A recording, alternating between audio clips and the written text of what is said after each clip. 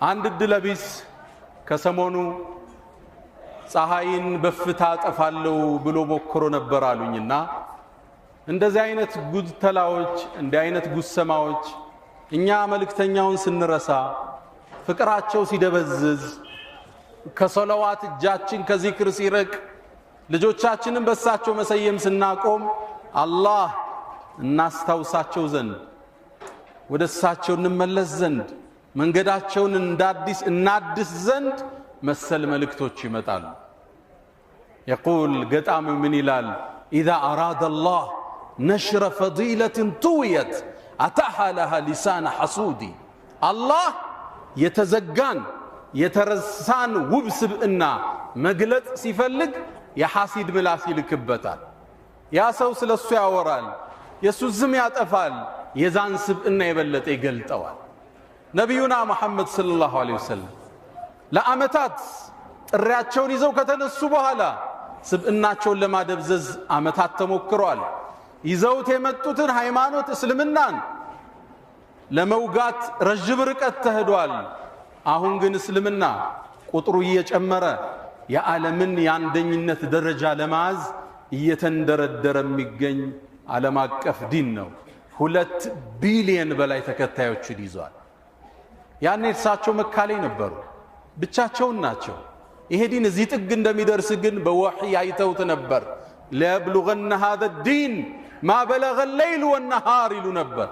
ሰሃቦችን ወኔያቸውን ሲቀሰቅሱ ስሜታቸውን ሲያድሱ አይዟችሁ ይሄ ይጆት የተነሳው ጥሪ ሌሊትና ቀን ከደረሰበት የምድር ጫፍ ይደርሳል።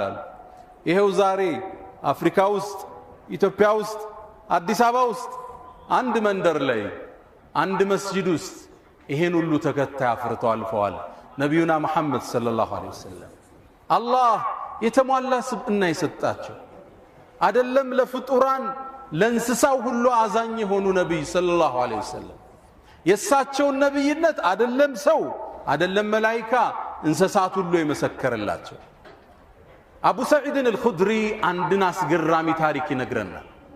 ነብዩ ዐለይሂ ሰላቱ ወሰላም የመጀመሪያ ጥሪያቸውን መዲና ላይ ይዘው ሲነሱ ከመካ ወደ መዲና ሲሰደዱ መዲና ገጠር አካባቢ የሚኖር አንድ ፍየል ጠባቂ የተከሰተውን ክስተት ተርኮልናል። አብረን እንከታተለው። ይሄ ፍየል ጠባቂ በረሃው ላይ ፍየሎችን ይጠብቃል። ድንገት አንድ ተኩላ ይመጣና አንዱን ፍየል ይዞበት ይሄዳል። እረኛውም ሩጦ ይሄድና ከተኩላው አፍ ፍየሏን ይመነጭቃትና ይዞራል። ልክ ዞር ሲል ተኩላው ጅራቱን እየቆላ እንደ ሰው ተናገረ። አተንተዚዑ ሪዝቀን ሳካሁ الله ኢለይ አለ። አላህ ወደኔ ያመጣውን ሲሳይ ካፌ ተመነጭቀዋለህ እንዴ አለ። ገጠሬው ተገረመ፣ እረኛው ደነገጠ። እረኛው ምን አለ? እንዴት አንድ ተኩላ እንደ ሰው ልጅ ይናገራል ብሎ ደነገጠ። ከዛም ተኩላው ሌላ ቃል ደገመለት። ከዚህ የሚገርም ነገር ልንገርህ እንዲህ አለው። እረኛውም ጆሮውን ጣል አረገ። የስሪብ ውስጥ አለው መዲና ውስጥ አንድ ትልቅ ሰው አለ ሙሐመድ የሚባል ያለፈውን ታሪክ የሚመጣውን ይነግራችኋል አለው።